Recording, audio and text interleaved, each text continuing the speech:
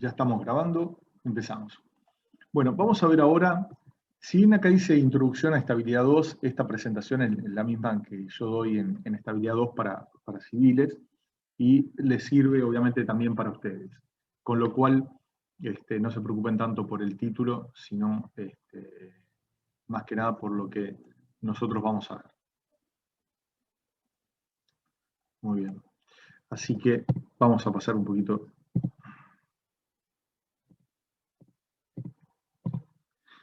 Perdón, ya ahí figuró. Pero bueno, ¿cuál era la hipótesis fundamental con la que nosotros trabajamos en la parte estática o que comúnmente uno se conoce como estabilidad 1? Básicamente era la hipótesis de la rigidez. Entonces lo que queremos hacer ahora es tratar de sacarle un poquito más el jugo a qué implicancias. Si bien uno adopta una hipótesis para trabajar, muchas veces pierde de vista lo que eso implica, y al considerar lo que eso uno está teniendo en cuenta, ¿qué es lo que pierde de evaluar? Entonces, siempre que ustedes adopten una hipótesis, lo importante es eso, no solo decir, bueno, yo me baso en esto para trabajar, pero lo que dejo de evaluar es todo esto, y uno tiene que evaluar si lo que deja justamente de evaluar o de tener en cuenta, cuán importante es para el tema que uno está desarrollando. Así que, bueno.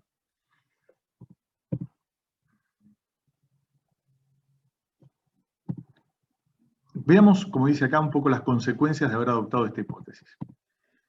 Primero repasemos un poquito lo que era un cuerpo rígido. Entonces, para eso nosotros vamos a definir una terna de ejes coordenados cartesianos, en la cual íbamos a considerar un cuerpo rígido, mejor dicho, un cuerpo, en principio, en el instante t igual 0. Perdón, ¿qué hice? Ahí está. Muy bien. Y vamos a considerar dos puntos cualesquiera dentro de ese cuerpo. Los vectores RA y RB me indican, son los vectores posición que me indican justamente la posición de los puntos A y B con relación a la terna de referencia que estamos adoptando, que es la O, X y Z mayúscula. ¿Estamos bien? Y después, la distancia o el segmento que separa a ambos puntos, que lo vamos a denominar D sub I. ¿Por qué? Porque es la distancia inicial que separa a ambos puntos. Que separa a ambos puntos. Muy bien. En el instante t igual 0 más, es decir, un instante después de que lo ponemos acá como supraíndice, le aplicamos a este cuerpo una serie de fuerzas que denominamos P sub I. ¿Sí? Una serie de fuerzas que denominamos P sub I. Bien. Como consecuencia de la acción de estas fuerzas, el cuerpo, en un instante posterior, pasa a ocupar en el instante t, pasa a ocupar una nueva posición en el espacio. ¿Estamos de acuerdo? Obviamente, los dos puntos que nosotros habíamos considerado, A y B, van a ocupar una nueva posición en el espacio que la vamos a indicar con A supra T y B supra T. Bien. Bueno, y ahí distinguimos A sub A y A sub B, que indican los vectores de desplazamientos de esos dos puntos. Y por supuesto, en R minúscula, que es lo que tenemos acá y tenemos acá, indica los vectores posición de esos dos puntos, A y B, en la configuración T, es decir, en el instante T igual a T, que representa un instante cualquiera del espacio. ¿Sí? Un instante cualquiera, perdón, en el desarrollo de este proceso.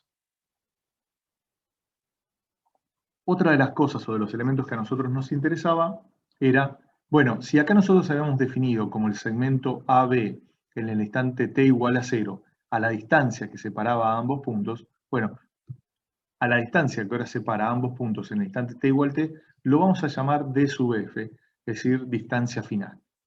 En realidad es la distancia final para el proceso que nosotros estamos analizando, es decir, no significa que es la distancia final que estos dos puntos van a tener en definitiva, ¿no? Simplemente es para el instante t, que es en donde nosotros nos paramos a analizar al cuerpo, la distancia entre los puntos la llamamos d sub f. Bien, un segundo que esta chica no puede evidentemente entrar, está teniendo un problema de conexión, así que... Muy bien. Bueno, todo lo que viene ahora a continuación es una descripción de lo que nosotros lo que yo les he comentado y hemos definido hasta el momento. La terna, el cuerpo. Nosotros vamos a definir como configuración a la posición que ocupa el cuerpo en el espacio en un instante determinado. Vamos a denominar como configuración de referencia a la que ocupa el cuerpo en el instante a partir del cual se empieza a estudiar alguna o algunas características o propiedades que nos interesan.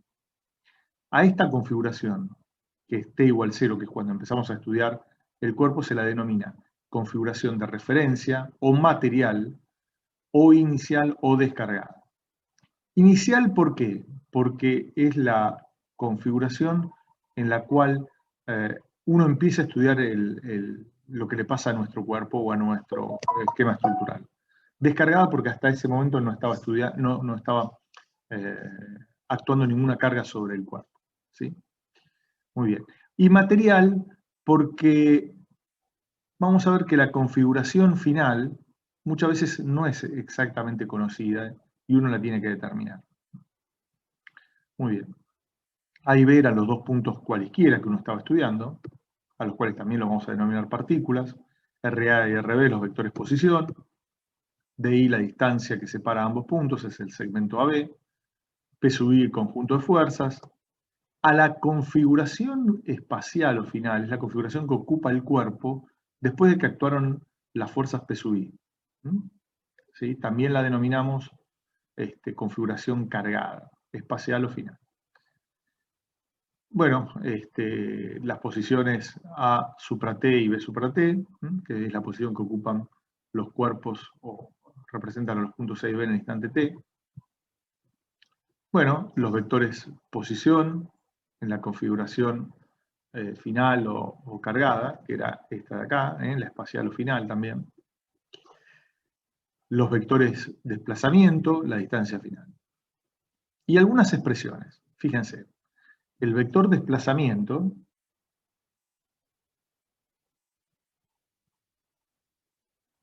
en la configuración final es R, va a ser igual al vector desplazamiento en la configuración material más el vector posición más el vector desplazamiento.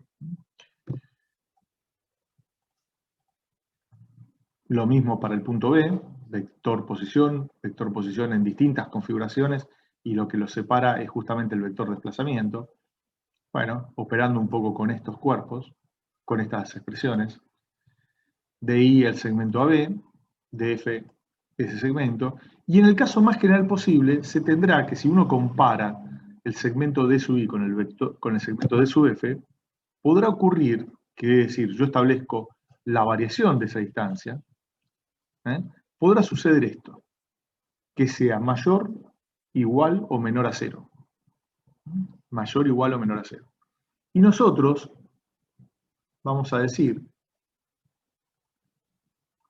o vamos a definir que cuando la variación de la distancia entre los dos puntos es igual a 0, y eso vale para todos los pares de puntos que uno pueda elegir, vamos a decir que estamos trabajando con un cuerpo rígido. Estamos en presencia de que un cuerpo es rígido. Y el hecho de decir que nosotros vamos a trabajar con cuerpos que tienen esta característica implica asumir una hipótesis de trabajo.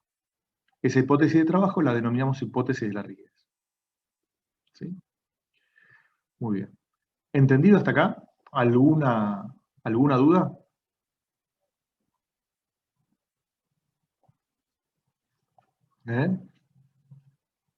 ¿No? No, No, vamos bien. Bien, bueno, esto ya lo habíamos visto, pero lo repasamos. Muy bien. Bueno, ¿qué conclusiones o aspectos se derivan de la utilización y adopción de esta hipótesis? Bueno, a ver, la primera que uno puede sacar es decir, nosotros sabemos que los cuerpos en realidad se deforman si uno aplica fuerza, ¿no? Es decir, si yo estoy sentado, por ejemplo, en un sillón muy acolchado, me siento y vamos a ver que le estoy aplicando una carga, que es el peso propio mío, y ese cuerpo se deforma. Entonces, independientemente de las cargas y acciones que actúan sobre el cuerpo, es decir, el hecho de actuar con un cuerpo rígido, implicaba que nunca se iba a deformar. Es decir, le aplico las cargas, una vez que aplique las cargas, la variación de la distancia entre dos puntos cualesquiera nunca iba a cambiar. Es decir, nunca iba a variarse la distancia entre dos puntos cualesquiera. Eso implica que básicamente el cuerpo no se deforma. Ahora, si el cuerpo se deforma, D sub I será distinto de D sub F por lo menos para un par de puntos. Es decir, si el cuerpo se llegara a deformar, la variación de esta distancia sería por lo menos, ocurriría por lo menos para un par de puntos.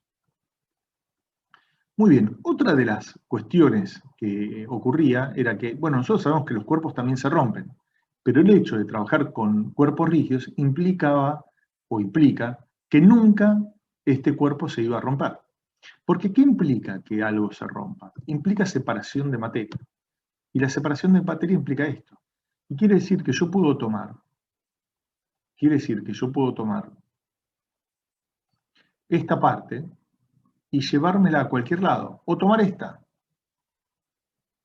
y me la llevo también a cualquier lado. Con lo cual, esta distancia iba a variar siempre. Por lo tanto, el hecho de trabajar de nuevo con la hipótesis de la rigidez implica que el cuerpo nunca se iba a romper. Obviamente, como dice acá, si el cuerpo se rompe, es evidente que D sub I será distinto de D sub F. Bueno, muy bien. Y el otro tema de lo que trabajamos también todo en la primera parte de la materia era que a nosotros no nos interesaba el material del cual esto estaba hecho, del cual el cuerpo estaba hecho.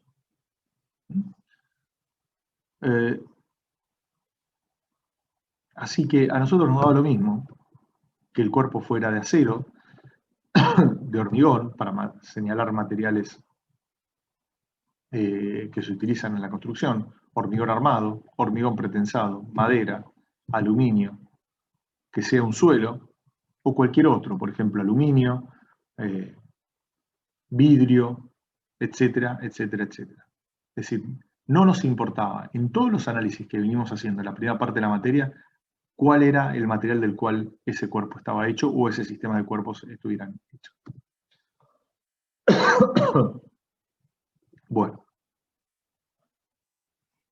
en primer término, y a diferencia de lo que ocurría es decir, lo que vamos a ver nosotros ahora en esta segunda parte de la materia, y a diferencia de lo que vimos en la primera, acá a nosotros los cuerpos y las estructuras sí se van a deformar. También se van a poder romperse, o van a ser susceptibles de poder romperse. Obviamente nosotros vamos a querer que no se rompan y que a su vez estén alejados de la posibilidad de romperse bastante. Un segundo. Bien. Y finalmente,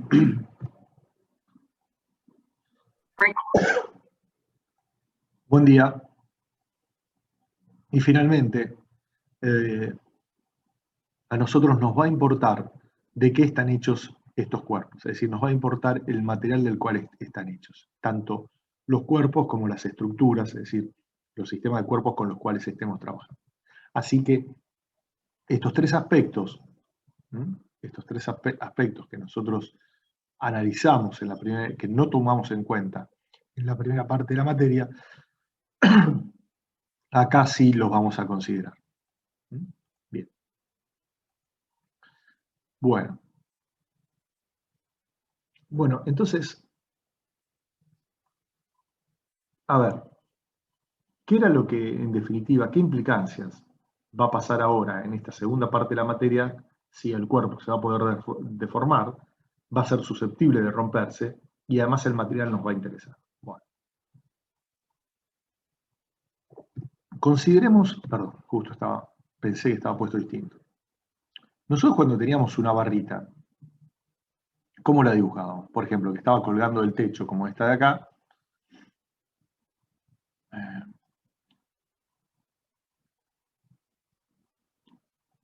Bien, nosotros teníamos una barrita que estaba colgando del techo y que le aplicamos una carga P en el extremo inferior, La verdad que no nos interesaba si el tamaño de esa barrita era esto o era esto. Y tampoco si teníamos una viga simplemente apoyada con una carga P en el medio, no nos interesaba si la misma tenía esta cantidad de material o tenía esta otra cantidad de material o cualquier otra que se nos pudiera ocurrir. ¿Estábamos de acuerdo? En definitiva, a nosotros en toda la primera parte de la materia no nos importaba la cantidad de material que el cuerpo o la estructura tenían. Entonces, daba lo mismo trabajar con un tipo de barra o con la otra. Por eso es que nosotros en definitiva nos terminamos independizando de esto. Bueno, a partir de ahora, en esta segunda parte de la materia, sí nos va a interesar la cantidad de materia del cuerpo o de la estructura. ¿Estamos de acuerdo? Sí, la cantidad de materia. Es más, les voy a decir, va a ser uno de los objetivos de nuestra segunda parte de la materia determinar, o de la asignatura, pues repito, materia y materia, con dos acepciones distintas. Uno de los objetivos de la asignatura en esta segunda parte va a ser determinar la cantidad de materia que un cuerpo requiere para poder soportar un conjunto de cargas cualesquiera. ¿Entendido? Así que antes no nos interesaba también la cantidad de materia. ¿Por qué? Porque cuando yo tenía estos esquemas, daba lo mismo si era este primer esquema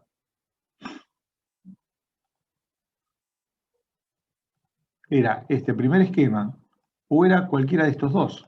Lo mismo con este, daba lo mismo elegir cualquiera de estos tres esquemas.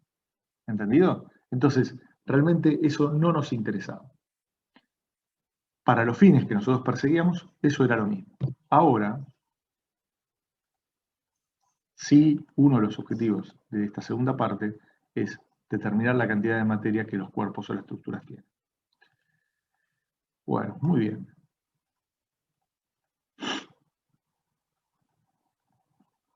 Otra de las cosas que tampoco nos importaba era cómo estaba distribuida la materia en el volumen del cuerpo, ni en la superficie de la sección.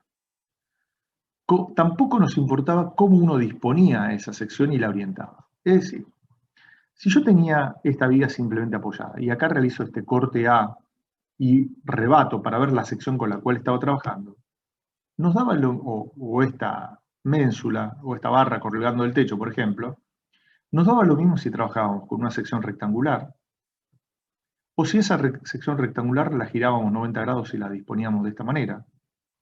La verdad que no nos interesaba con cuál de estas dos estábamos trabajando. Tampoco nos interesaba si la sección era cuadrada o circular, o era un perfil doble T que lo orientaba, lo ponía vertical o lo ponía acostado como estaba acá, o trabajaba con dos perfiles U, espalda con espalda y los orientaba como los ven acá, o ponía cuatro perfiles ángulos, o dos perfiles ángulos de esta manera. Es decir, no solo no nos interesaba la cantidad de material que ese cuerpo tenía, sino que tampoco nos interesaba cómo estaba distribuido esa materia en el volumen que el cuerpo iba a ocupar, ni cómo lo orientaba. ¿Mm? ¿Estamos de acuerdo? ¿Quedó claro esto? Bueno, ahora, uno de los objetivos de esta segunda parte de la materia es ver si yo adopto esta sección o me conviene adoptar esta otra sección. ¿Y por qué? Y ver si adopto esta que me conviene, la dispongo de esta manera o la dispongo de esta manera. O si me conviene esta, utilizo esta de acá o utilizo esta de acá. O entre todas estas por ahí hay otras como esta o como esta que también son iguales de útiles. ¿Mm? Y nos brindan igualdad de eficiencia y de beneficio a la solución estructural que uno pretende darle al problema. Bien.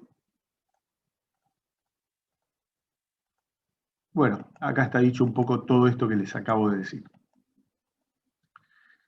Bueno, tampoco interesaba el tipo de material del cual el cuerpo estaba hecho o la estructura. Es decir, a nosotros nos daba lo mismo si el cuerpo estaba hecho de acero de madera o de hormigón armado. Y tomamos acá 3 barras que están solicitadas a tracción, solamente esfuerzos axiles, y uno sabe que estos 3 materiales van a responder de distinta manera. Algunos van a soportar más carga, es decir, primero, la barra tiene la misma longitud, tiene el mismo tipo de sección transversal, ya sea circular, cuadrada, rectangular, la que sea, y tiene la misma cantidad cada barra de materia, una que la otra. Es decir, desde el punto de vista geométrico, las 3 barras son iguales, lo único que no lo son desde el punto de vista del material del cual están hechos. Y le aplico las mismas cargas. Es obvio que cada material responde de manera distinta. Si bien yo acá puse 3 materiales que son típicos de construcción, podría haber elegido una barra de acero, una goma espuma, qué sé yo, no sé, madera, como puse acá, una barra de aluminio. Bueno, todos ellos van a responder de distinta manera ante la acción de las cargas. Entonces, otro de los objetivos que acá un poco lo que les pregunto es, ¿ustedes piensan que se van a deformar de la misma manera? Y si fuera así, ¿se formarán la misma cantidad? ¿Eh? Bueno, ¿resistirán los mismos esfuerzos? Obviamente que esto que no va a pasar eso. ¿Y qué es lo que queremos? En realidad nosotros vamos a trabajar, nos va a interesar en nuestra materia el material del cual están hechos, pero en general no vamos a trabajar con una cantidad muy grande de materiales, vamos a trabajar con 1, 2, tal vez 3 tipos de materiales, que inclusive los vamos a idealizar bastante. ¿Por qué? Porque el estudio de ver si una barra está hecha de acero, de hormigón o de madera requiere no solo de conocer nuestra materia como introducción a ellos, sino también conocer otras materias como comportamiento de materiales, tecnología del hormigón, y después empezar a desarrollar propias materias como son estructuras de acero o de hormigón o de madera, que uno las va a ver a posterior. No ustedes, pero sí los civiles, por ejemplo, o inclusive los ingenieros mecánicos. Pero sí vamos a trabajar con 2, tal vez 3 tipos de materiales que van a representar bastante de la gran cantidad de materiales con los cuales uno trabaja. Muy bien. Entonces, el objetivo y el propósito de nuestra asignatura, ¿cuál será?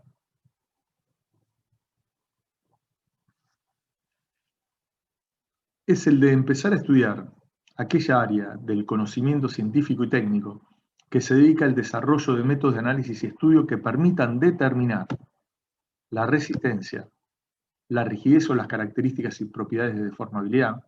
Ahora vamos a ver por qué esto lo pongo todo en el mismo renglón. Y la estabilidad. Es decir, ¿qué es lo que queremos ver nosotros? Vamos a desarrollar las teorías, vamos a desarrollar métodos de estudio, métodos de análisis que permitan determinar para un cuerpo o para un sistema de cuerpos vinculados la resistencia, la rigidez o deformabilidad y la estabilidad que ese cuerpo, ese conjunto de cuerpos, tengan frente a la acción de determinadas cargas. ¿Quedó claro hasta acá? ¿Alguna duda? Sí, quedó claro. Bien. ¿Los demás chicos? ¿Seguro? Sí, sí. Bien, Sí, sí. Bueno, muy bien.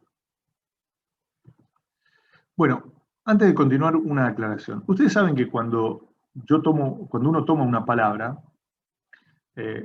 y uno quiere entender cuál es el significado de esa palabra, uno agarra el diccionario, se fija y aparecen distintas definiciones de esa palabra. En realidad, esas definiciones se las denominan acepciones. Es decir, que yo puedo elegir una palabra como resistencia o resistir y va a aparecerme distintas acepciones de la misma, que en realidad son distintos significados que uno le puede dar. En este caso, muchas veces nosotros vamos a utilizar el concepto de resistencia, no exclusivamente como el hecho de pensar, decir, bueno, a ver, este cuerpo me resiste estas cargas de tal manera que no se va a romper, sino en la acepción más amplia de eso, en la acepción más amplia de esta palabra. Nosotros vamos a entender como resistencia, y acá es un poco es lo que quiero indicar, a la capacidad de resistir. Claro, uno me dice, pero Luis está definiendo resistencia con una palabra de la cual proviene, ya lo sé. Es la capacidad que se tiene de oponerse a algo con todas las habilidades, aptitudes y actitudes que se tengan. Es decir, nosotros vamos a entender como la palabra resistencia o resistir a la capacidad que se tiene, que algo tiene de oponerse justamente a otro algo con todas las habilidades, aptitudes y actitudes, es decir, con todas las características que ese algo tiene. Por eso fíjense que uno puede hablar de resistencia armada, de resistencia social, de resistencia económica, de lo que quiera, así como hablamos de resistencia de tal manera que los cuerpos no se rompan. ¿Estamos de acuerdo? Así que esta es la acepción más amplia que nosotros les vamos a dar. Y ahora vamos a entender en los artículos que vienen por qué decimos esto. A ver, ¿qué se entiende por resistencia de un cuerpo? Primero una aclaración. Cuando hablo de un cuerpo, puedo hablar de un sistema de cuerpos vinculados, de N cuerpos o de lo que sea, ¿sí? La resistencia de un cuerpo o de un sistema de cuerpos vinculados, en definitiva, resistencia de una estructura, es la capacidad que tiene la misma de soportar acciones y cargas sin romperse. ¿Estamos de acuerdo? Bien. Estos dibujitos lo que muestran son algunas mínimas estructuras. Fíjense. Acá tenemos... Usted lo ve en el puntero mío, ¿no es así? Sí, el mouse mío. Sí, se ve. Bien, porque no sé... acá está. Sí, entonces, acá tenemos esta barra, que es de sección rectangular, con una carga en el medio. Esta es la misma barra, y esta es la misma barra con secciones distintas. Un perfil doble T, una sección circular. Obviamente todas van a resistir de manera distinta, o por lo menos con distinto aprovechamiento del material. Acá tenemos un edificio, que básicamente su estructura, soporte principal es una columna central, y después cada uno de los planos rígidos que conforman los pisos, ¿no? Muy bien.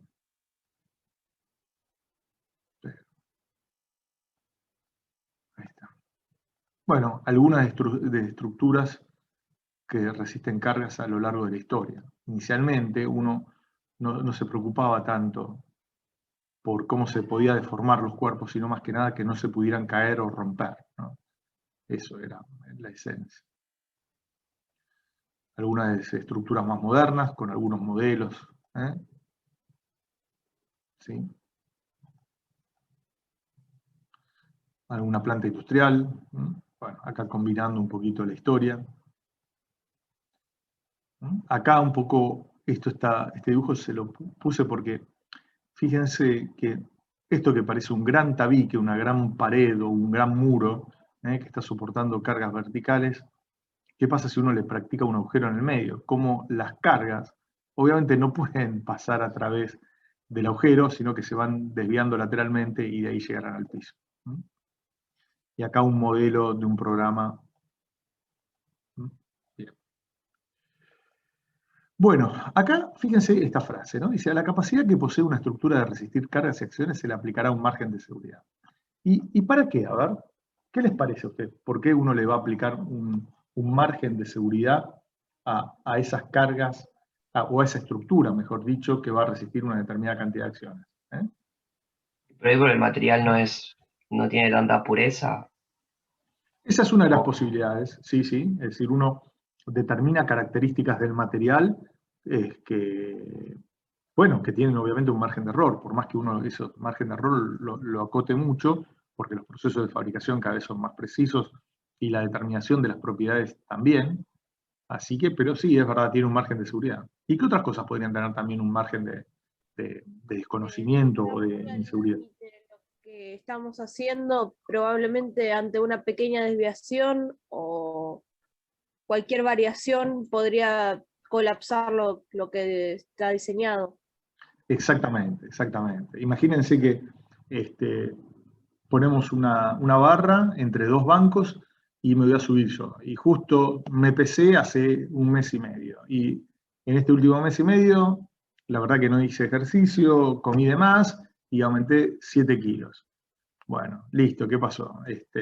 y capaz que esa barra se termina rompiendo. Entonces, y yo me caigo, obviamente.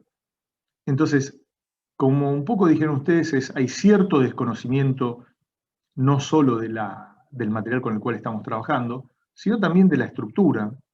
Hay cierta diferencia entre lo que uno dibuja en papel y lo que después materializa en la realidad también. Hay ciertas diferencias.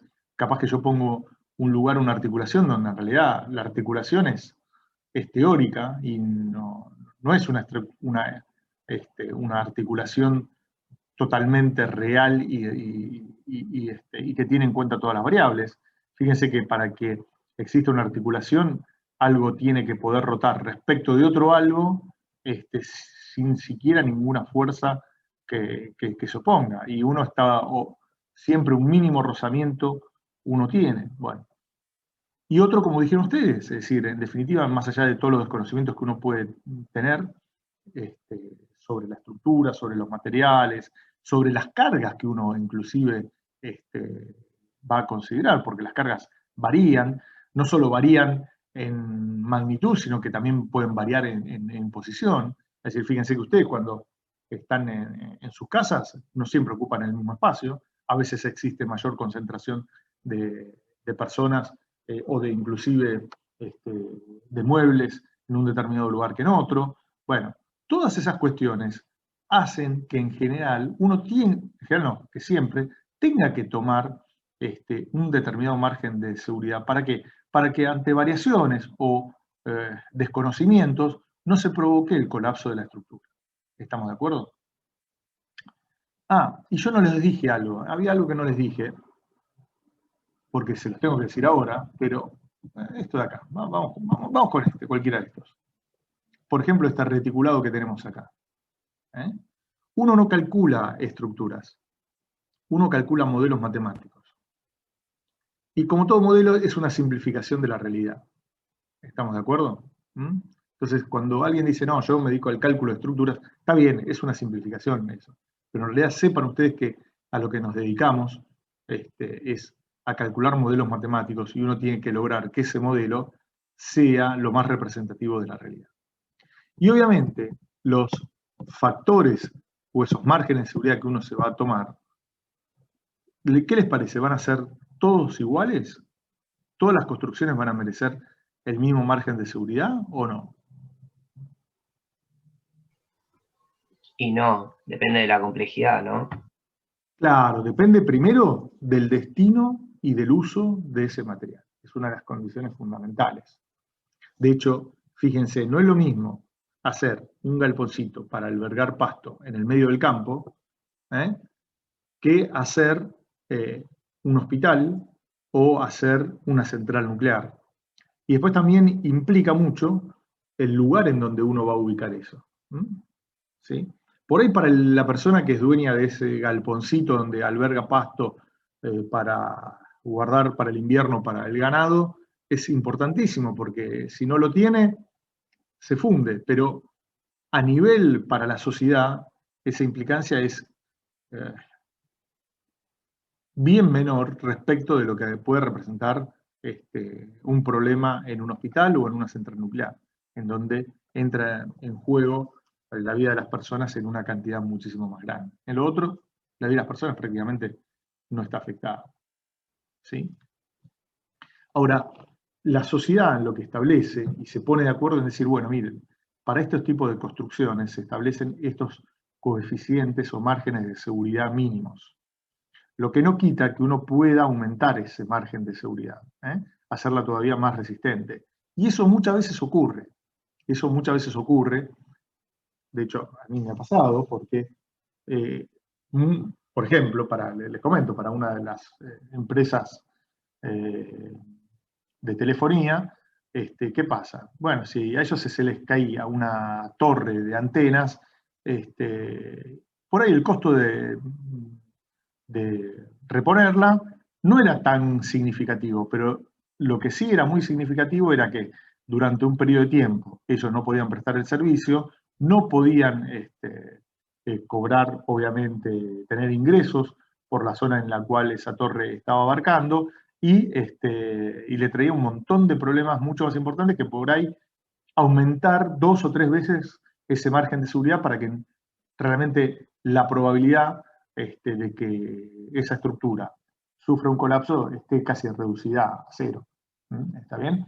Con eso baja muchísimo el margen o la probabilidad de colapso de esa estructura. Bueno.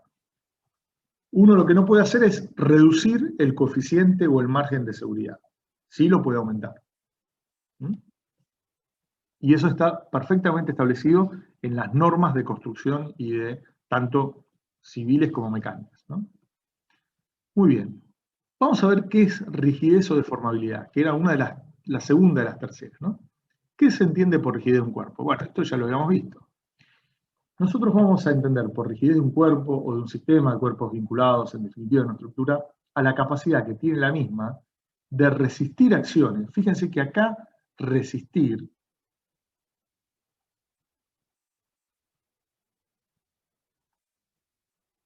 está ahí escrito con la acepción más amplia que le habíamos dado. Es la capacidad que tiene la misma de resistir acciones y cargas sin sufrir deformaciones que sean inaceptables para la función y destino para la cual esa estructura fue creada. Por ejemplo, imagínense ustedes que están en el cuarto de su casa, donde ustedes duermen y entran con un par de amigos y el piso baja 60 centímetros. Y si ustedes se paran los tres juntos en la mitad, en el centro del cuarto, y el piso desciende 50 centímetros. La verdad que sería, y si no se rompe, bueno, la verdad que sería bastante incómodo estar en algo que inicialmente era plano y después se transforma en una superficie totalmente abovedada o cóncava. Entonces, es como si estar caminando sobre esos globos inflables donde los chicos van y se ponen a saltar y jugar. Bueno, sería como eso. Bueno, realmente sería bastante molesto. Entonces, realmente, esa estructura que tiene esas deformaciones no cumple con la función y el destino para la cual fue creada. ¿Por qué? Porque resulta totalmente molesto. Obviamente si uno se pone a jugar es otra cosa, pero no es el caso. Ahora, yo en su momento les dije, hablé de rigidez o deformabilidad de un cuerpo. A ver. ¿Y por qué? Porque un cuerpo, cuanto más rígido es menos deformable, ¿no es así? Sí. Bien, y a la inversa, un cuerpo, cuanto más deformable es menos rígido. O sea que las palabras rigidez y deformabilidad son las dos caras de una misma moneda. ¿Por qué? Porque están íntimamente vinculadas, rigidez y deformabilidad. Un cuerpo es más rígido cuanto menos deformable, o viceversa, un cuerpo es más deformable cuanto menos rígido es. Muy bien. Entonces, eso es un poco lo que está explicando todo esto. Acá el ratoncito haciendo pesas, y acá ya pasando un poco a todos los esfuerzos característicos que nosotros vimos. Los dos primeros de solicitación axial, tracción y compresión, flexión, corte y torsión. Muy bien. Bueno, distintos estudios de la deformabilidad del cuerpo y distintas estructuras ejemplos de cómo se deforman ante determinadas acciones, ¿no? Muy bien. Bueno, estos son modelos estructurales, estos que vemos acá, esto, bueno, ya es otra cuestión. Cómo se deforma esto, que es como si fuera una especie de arquito de fútbol, con un travesaño con dos voladizos en los laterales, en los extremos. Y acá está un poquito dicho todo esto que les estaba diciendo. Y finalmente me queda un concepto, el concepto de estabilidad. ¿Y qué entenderemos por estabilidad de un cuerpo? Nosotros vamos a entender como estabilidad de una estructura o estabilidad estructural a la capacidad que tiene la misma de mantener su estado de equilibrio frente a la acción de las cargas actuantes sin experimentar un cambio instantáneo o súbito en su configuración geométrica. A ver, Cuando yo construyo una estructura, yo la construyo para que cumpla una función, para que sea el soporte de una construcción y que cumpla una función determinada. En general, uno, en el caso de las estructuras civiles, uno construye una estructura y una construcción y lo ubica en un determinado lugar. Yo no quiero que mi casa, cuando yo vuelva cada día de trabajar, un día me la encuentro en tal dirección y al otro día me la encuentro a una cuadra. ¿Estamos de acuerdo? Es decir, yo construyo estructuras para que mantengan el equilibrio en una posición determinada. Y ese equilibrio no varíe. A ver, veámoslo con un ejemplo que creo que es lo más fácil. Fíjense esta situación. Yo acá, ¿qué tengo? Tengo una montañita, un valle y una llanura. Y en esos tres puse 3 pelotitas. Fíjense que ante cualquier mínima perturbación, que es imposible de que no ocurra, es decir, siempre va a ocurrir, ¿qué pasa? Yo puedo darle un pequeño empujoncito a cada una de estas 3 pelotitas. ¿Y qué es lo que va a pasar? Bueno, en el primer caso, la pelota sobre la cima de la montaña, cada vez se va a alejar más de su posición inicial de equilibrio. Cada vez se va a alejar más de su posición inicial de equilibrio. Con lo cual yo en realidad puse una pelotita para tenerla ubicada en esa posición, en esta que aparece acá. Yo la puse acá. Y ahí quiero la pelotita. No la quiero la pelotita acá. ¿Estamos de acuerdo? Ahí no la quiero. Yo la quiero ahí donde la puse inicialmente. Con lo cual, fíjense que ante cualquier perturbación, la pelotita se aleja cada vez más de su posición inicial de equilibrio. En este caso de acá, la pelotita, si yo le doy un pequeño empujoncito tanto a izquierda como a derecha, pasa a ocupar una nueva posición. Esta de acá. Es decir, se mantiene en una nueva posición de equilibrio, pero alejada de su posición inicial. ¿Y qué pasa en la tercera, en esta de acá? En esta de acá, ¿no?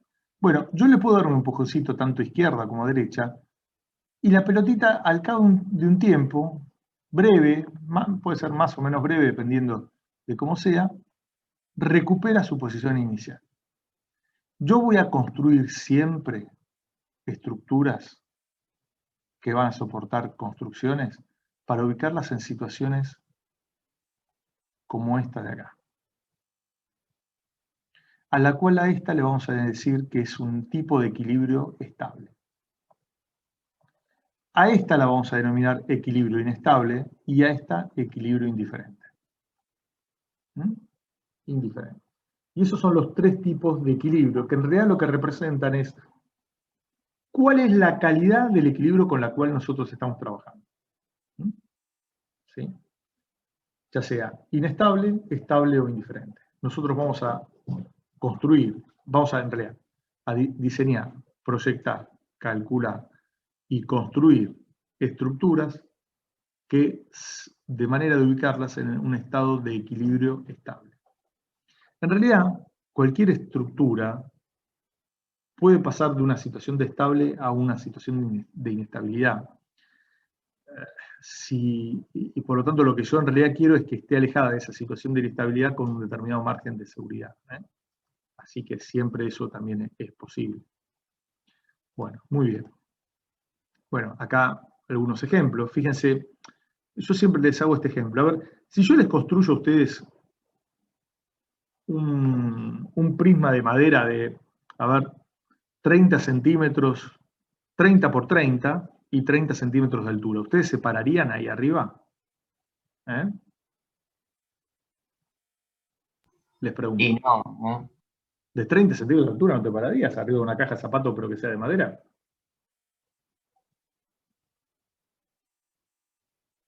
Me olvidé un poco de cómo era un prisma. Perdón, pensé que era como... Un prisma que ¿De qué lado lo apoyes, no? Lo mismo, de 30 por 30 por 30. Es como si fuera un cubo, en realidad. Es un cubo. Ah, entonces sí. Bueno, bien. Ahora, si yo te lo hago ahora de 30 centímetros, tiene una base de 30 centímetros por 30 centímetros, y te doy 1 metro de altura, ¿te pararías? arriba, en la punta, es decir, te hago ¿Cómo? No entendí muy bien. un prisma de base cuadrada de 30 por 30, ¿sí? pero que tiene 1 metro de altura, es decir, Claro, como una barra. como una barrita, exactamente. Entonces, Eso es más peligroso. entonces, esto que fuera 1 metro de altura.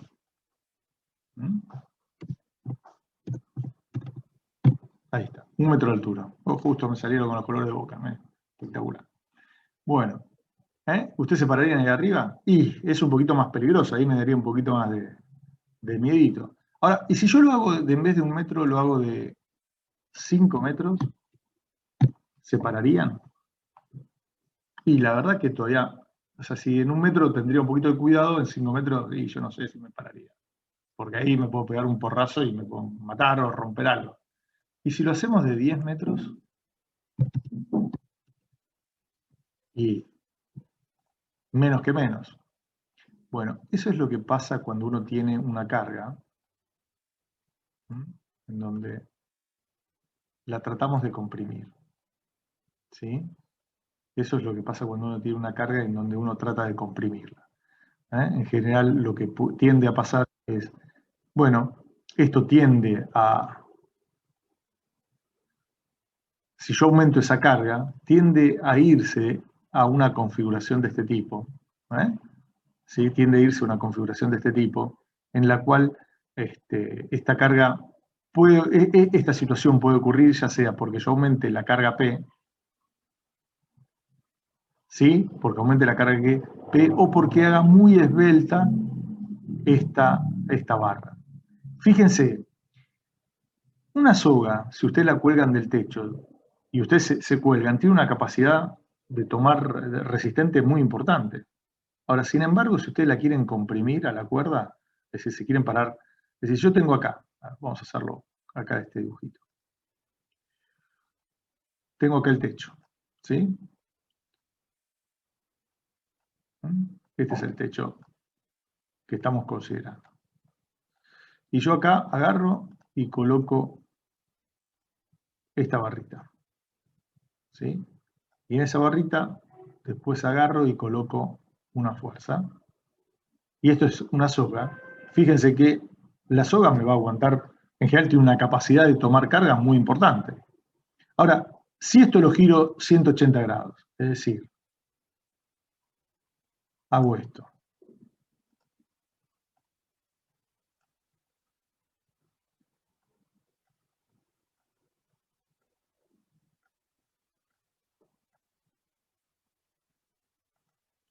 Y la barra la coloco así.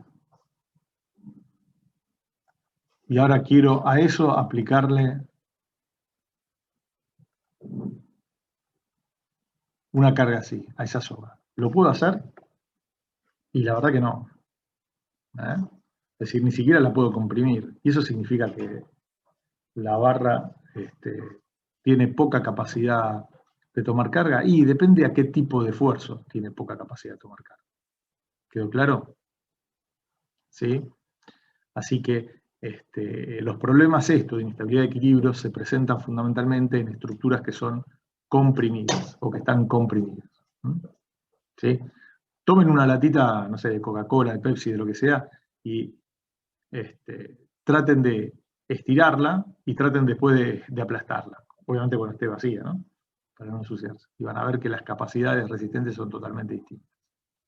Bueno, el fenómeno de inestabilidad del equilibrio se presenta en estructuras que están comprimidas.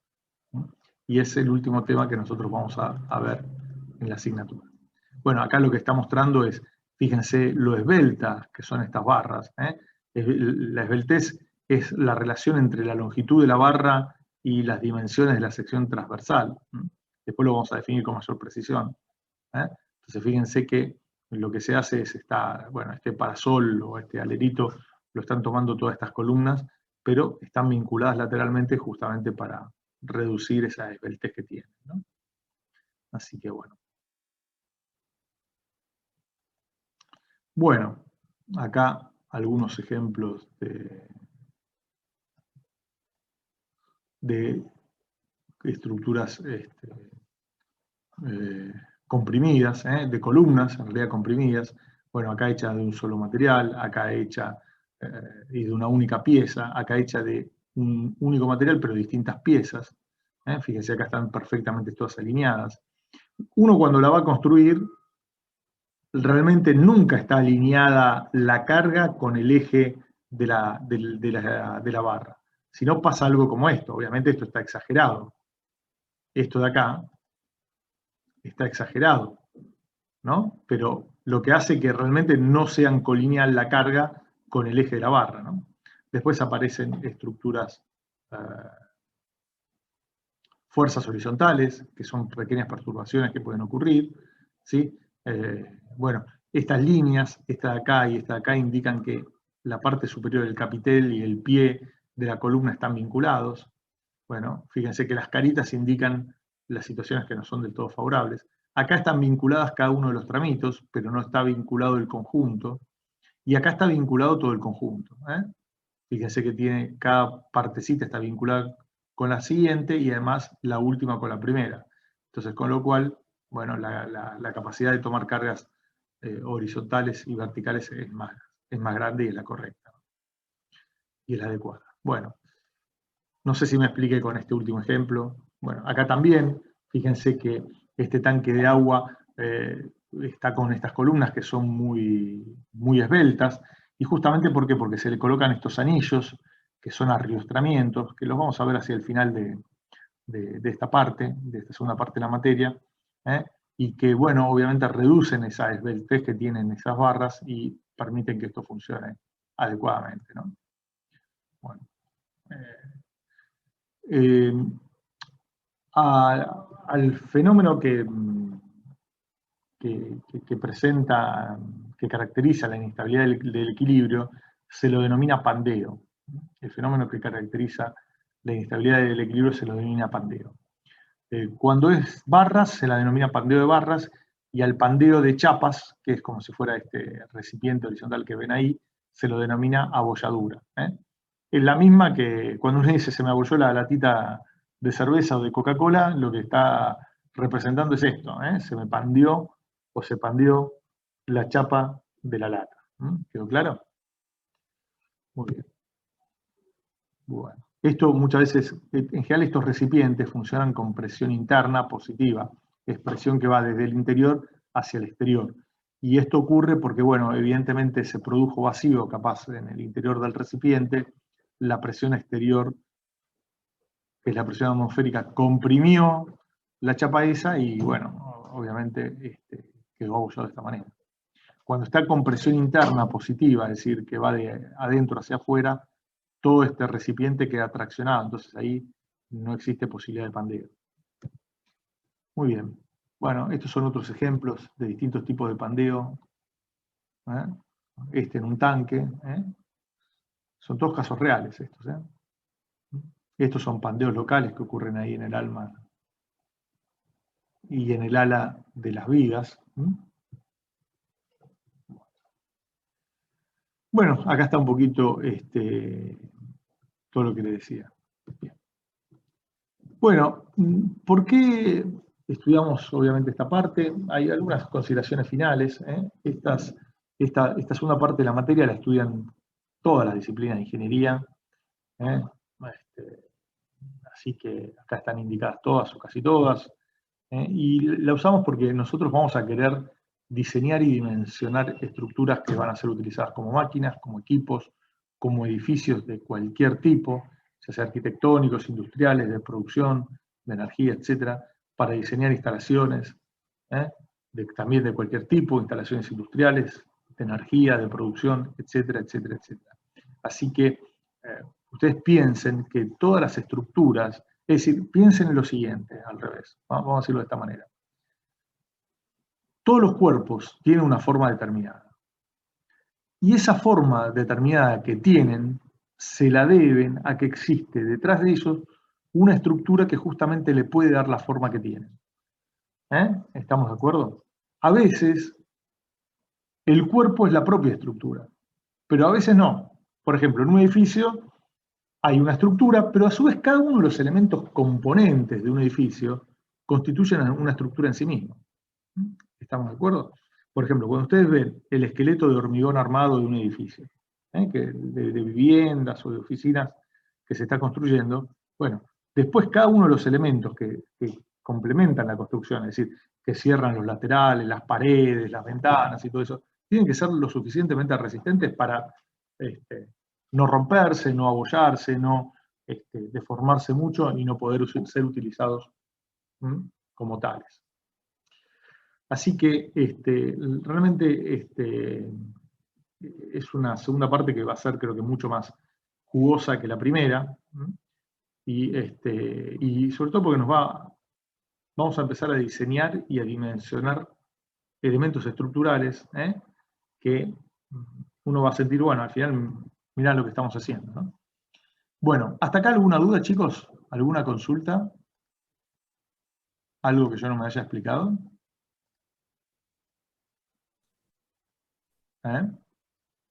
Entendió, Luis. ¿Se entendió? Bien. Bueno. Sobre esto hay una segunda presentación, pero la voy a saltear ahora. Y la vamos a ver en todo caso la semana que viene, porque es una presentación esta de acá, que más que nada nos ubica a esta segunda parte de la asignatura dentro de la carrera y dentro del área del conocimiento, ¿no? Entonces,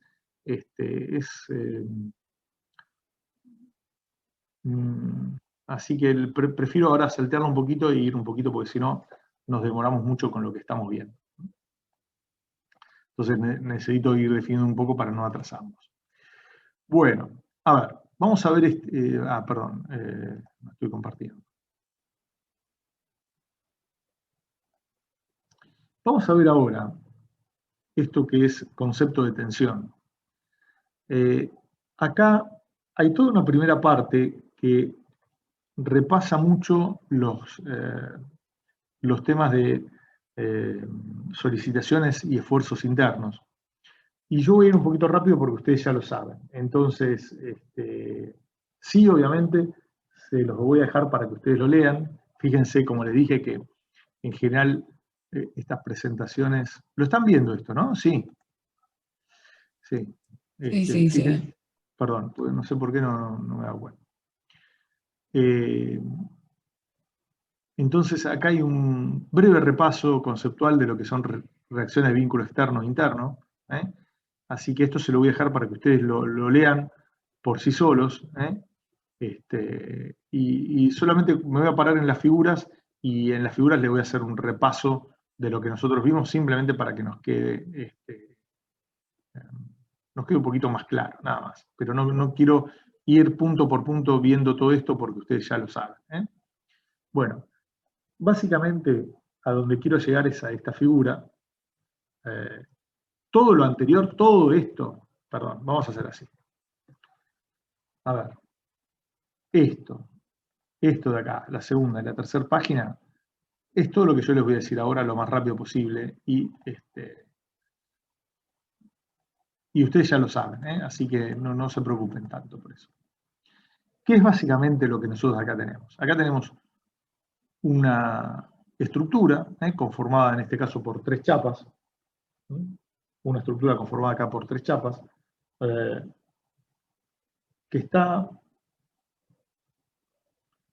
que tiene estos vínculos en A, en B y en C. Los vínculos, recuerden, son aquellos cuerpos que justamente me unen a mi estructura o a mi esquema bajo estudio con el resto del universo, en donde acá se aplican un conjunto de fuerzas, las P sub I, que constituyen las fuerzas activas actuantes sobre mi sistema de cuerpos vinculados. Bien. Si yo saco los vínculos y pongo las fuerzas que esos vínculos son capaces de desarrollar, me aparecen las reacciones de vínculo o las fuerzas reactivas. Las fuerzas activas y las reactivas constituyen las fuerzas exteriores. Y el conjunto de fuerzas exteriores tiene que ser igual a 0. Recuerden que esta expresión es una expresión simbólica y no es una expresión típica de cálculo. ¿Estamos de acuerdo? Bueno, muy bien. Si yo hago eso, me aparece esto. Fíjense, el conjunto de fuerzas, las que están en bordó son las fuerzas PSUI o fuerzas activas, las que están en marrón son las fuerzas reactivas. Por eso las indicamos con la letra R. Ahora, sobre los vínculos actúan las acciones que la estructura le transmite a los vínculos. Siempre, fíjense que aparecen de a pares. Acción y reacción siempre aparecen de a pares. Bueno, muy bien. Acá se hace una disquisición acerca de lo que son las reacciones de vínculo interno o solicitaciones internas, ¿no? Vamos a suponer que yo tengo acá el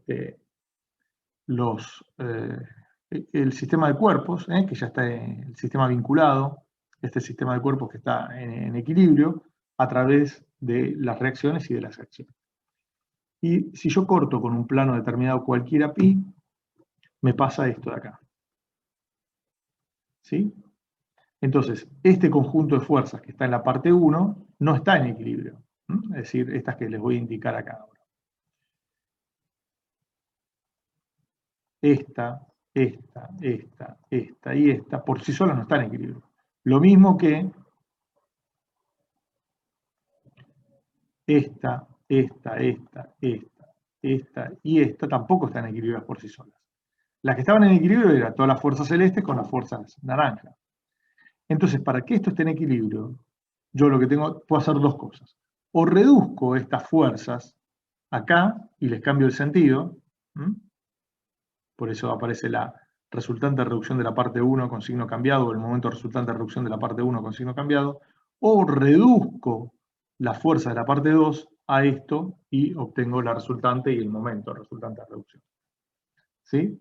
Entonces, esto es la definición clásica de esfuerzos internos. Son los esfuerzos en una determinada sección de mi sistema estructural, de tal manera que al reducir las fuerzas al baricentro de esa sección, me equilibran a las fuerzas que están actuando a un lado o al otro del corte. Fíjense que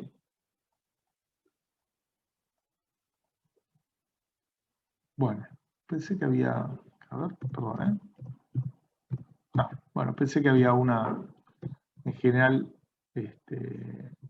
lo que uno ponía acá, creo que en algún lugar está, es lo siguiente, lo voy a escribir acá, es que las fuerzas exteriores eran igual, perdón, eran iguales a 0, pero lo que era igual a 0 eran las fuerzas exteriores 1, de la parte 1, más las fuerzas exteriores de la parte 2. ¿Sí? Así que eso es lo que en realidad ha pasado. Por eso es que estas fuerzas, este conjunto de fuerzas de acá, no pueden estar en equilibrio. Lo que está en equilibrio es el conjunto de las fuerzas 1 más el conjunto de las fuerzas 2.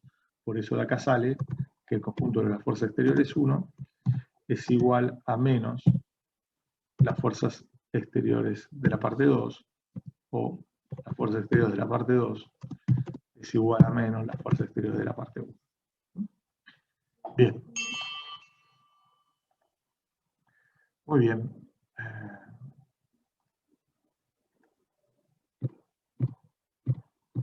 Luis, Bueno, una consulta. ¿Y si tuvieras una carga ahí anterior, sería lo mismo pero con la resultante, ¿no?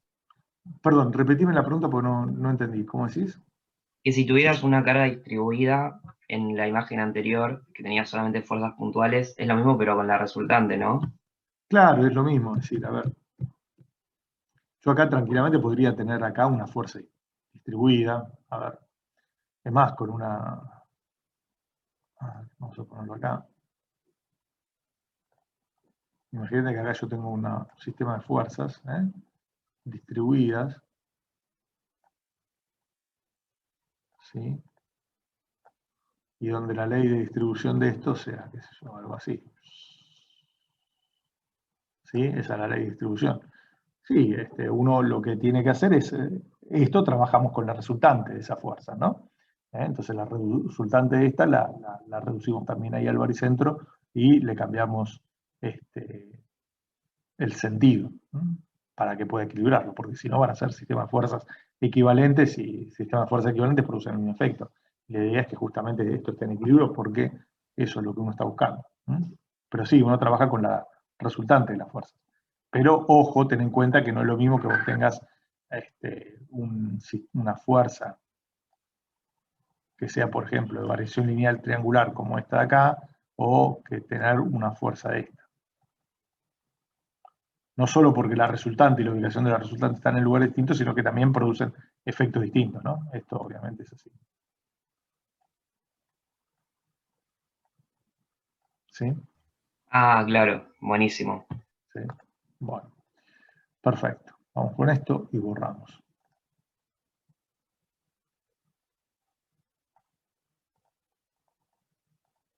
Muy bien. Bueno, de acá obteníamos los esfuerzos internos, que los descomponíamos en esto, etcétera, etcétera. Para esto paso rápido porque ustedes ya lo saben. Ahora, ¿qué representan básicamente los esfuerzos internos? Esto ya es una explicación más conceptual, ¿no?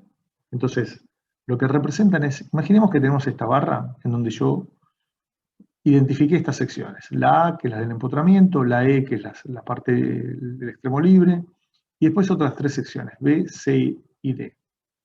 En donde en E aplico una carga P1 y en C una carga P2. El equilibrio o el diagrama de cuerpo libre equilibrado es este de acá. La reacción de vínculo en el empotramiento es P1 más P2. Ahora, si yo corto para una sección como la D, que en realidad es entre E y un infinitésimo antes de llegar a C, me voy a encontrar que para equilibrar esto de acá, acá tengo que colocar una fuerza igual y opuesta a P1. Igual y opuesta a P1. Y eso es el esfuerzo interno en todas esas secciones. Se presenta en todas las secciones comprendidas entre E y C. Un infinitésimo antes de llegar a C. Ahora, si yo provoco un corte como el B, es decir, entre C y A, para equilibrar eso, bueno, en realidad no me alcanza solo con... Ahí cambia los esfuerzos. Fíjense que esta sección de acá va a requerir para equilibrarse que coloque una fuerza igual a la suma de P1 y P2, pero con sentido contrario. ¿Entendido? Bueno, ¿y qué indica esto? ¿Qué indica todo este ejemplito simple que es una soga de la cual, esto que si bien es una barra, en realidad podría estar representando una soga en donde dos cualquiera de nosotros, uno se sube en C y el otro se sube en E?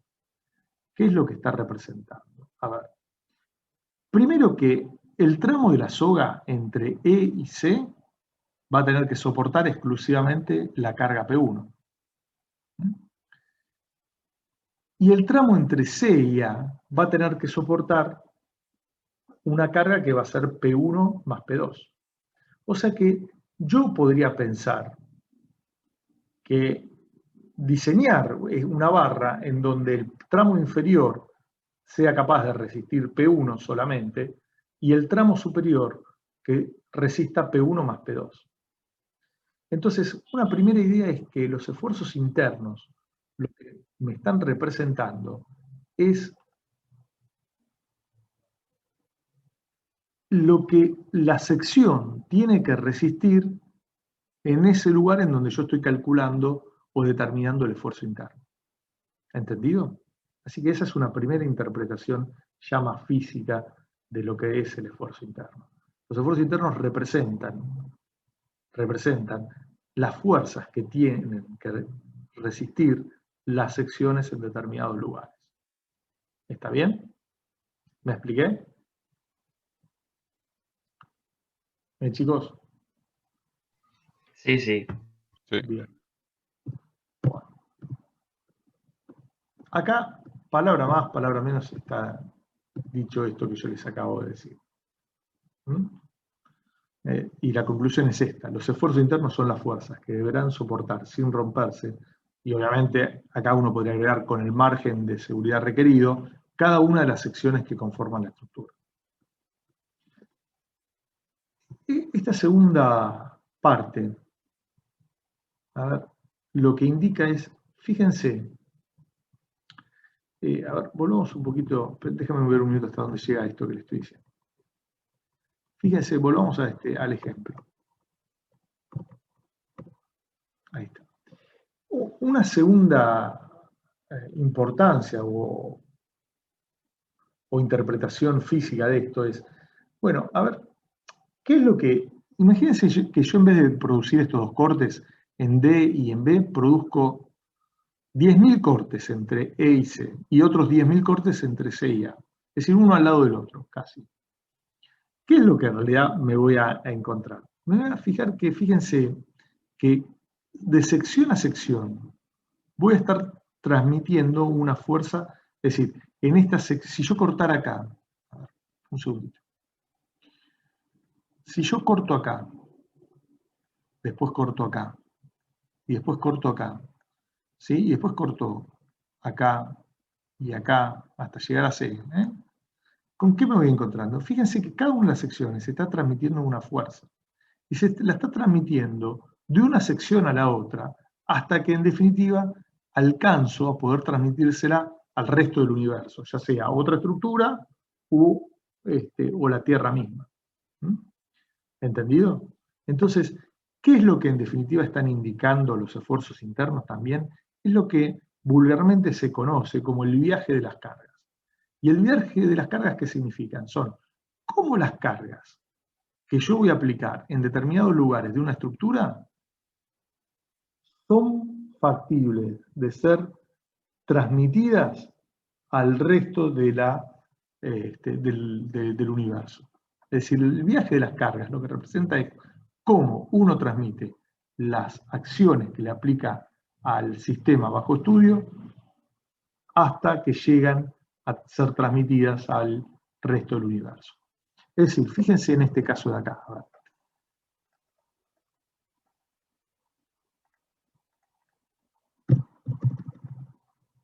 ¿Dónde estaba? Creo que estaba bastante más atrás. Acá. No, vamos a este. A este de acá. No, este no. Este. Fíjense, yo acá esta fuerza la aplico en este punto. Esta fuerza la aplico acá, esta acá. Cada una las aplico en determinados lugares. Ahora, de alguna manera esas fuerzas que yo aplico tienen que ser transmitidas al resto del universo. ¿Y cómo son transmitidas al resto del universo? A través de los vínculos. En A, en B y en C. ¿Sí? Entonces, esas fuerzas de alguna manera tienen que poder viajar desde su lugar de aplicación hasta los lugares en los cuales uno se la transmite al resto del universo. Eso es lo que se denomina viaje de las cargas y eso es lo que en definitiva trata de explicar cómo de sección a sección se van transmitiendo hasta llegar a los vínculos y de los vínculos al resto del universo. No sé si me expliqué, chicos, con esta segunda interpretación o fui claro.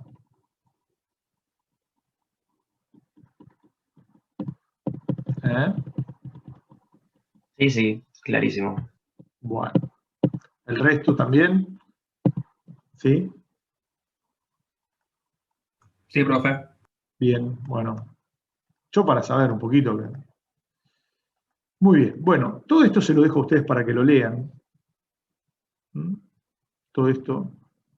Acá está el repaso operativo de cómo era la determinación de las reacciones de vínculo externo-interno. Esto no lo vamos a ver porque ya lo venimos trabajando. Como les decía, esto estaba preparado para la gente de estabilidad 2, en donde, bueno, ellos vienen de estabilidad 1 y entonces está un poquito con esto. Ahora, acá está un poquito el repaso operativo de cómo determinarlo. Ahora, fíjense estos dibujitos, ¿no? Estos dibujitos lo que tienen, ¿no? Yo tengo acá mi cuerpo, este que tenemos acá, bajo estas acciones P sub I, y estas acciones P sub I es un conjunto de fuerzas exteriores que están en equilibrio. Es decir, constituyen fuerzas activas y reactivas. Ahora, yo podía cortar con este plano, podía cortar con este plano o cualquier otro plano que uno quisiera. En cuyo caso me aparecía algo como esto. Y yo determinaba los esfuerzos internos en función del plano de corte. ¿Entendido? ¿Sí? Y los esfuerzos internos no necesariamente tienen que ser iguales. Fíjense que en el primer corte con el plano alfa, esta fuerza, esta de acá, está dentro de la parte 1, pero acá no está, porque quedó dentro de la parte 2, porque justo el plano de corte lo hice pasar de esta manera. ¿Sí? Bueno, entonces, con lo cual, fíjense que los esfuerzos internos dependen del plano de corte con el cual uno esté cortando, precisamente. Bien. Uy, quería borrar y seguir dibujando. Ahí está. Muy bien. Este método o esta metodología se conoce como método de las secciones, que ya ustedes también saben. Bien, esto se lo dejo a ustedes para que lo lean porque son apreciaciones y conceptos totalmente genéricos. Y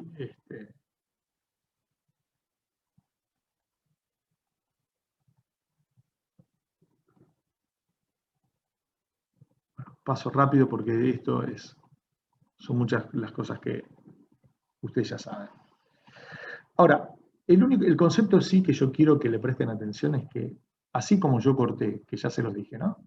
Pero así como yo corté con los planos alfa y beta, podría haber elegido n planos. ¿Mm? N planos. ¿Sí? Y tendría obviamente n plano de corte y n esfuerzos internos. Bueno.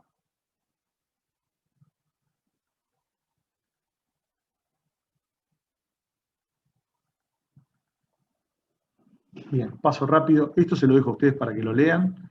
Esta presentación es bastante larga, pero viene bien como repaso.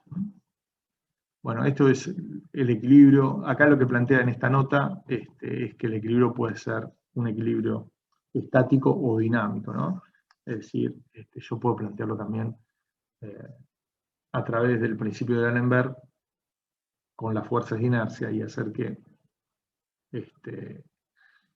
si bien la resultante no es nula, sino que provoca una aceleración, bueno, si yo lo paso al otro miembro, me queda que esto es igual a 0 y tengo un equilibrio que en definitiva lo puedo plantear a través del principio de D'Alembert. Bien, bueno, a ver, ahora sí vamos a entrar un poquito a la parte nueva. Una de las primeras cosas que vimos es que por cada plano que corta, a ver, ¿qué hora es? ¿Quieren que hagamos un descansito de 15, 16 minutos? Son 10:32. ¿Y después seguimos? Sí, sí. Buenísimo. Dale. Me parece que vamos a hacerlo así, descansamos un poco. Y después seguimos. Entonces vamos a parar de compartir. Son 10:33. Tratemos de volver 10:48 para 10:50 empezar y así seguimos hasta las 12:15, 12:20. ¿Les parece, chicos? Dale. ¿Sí? Listo. Paro de grabar acá y después nos vemos.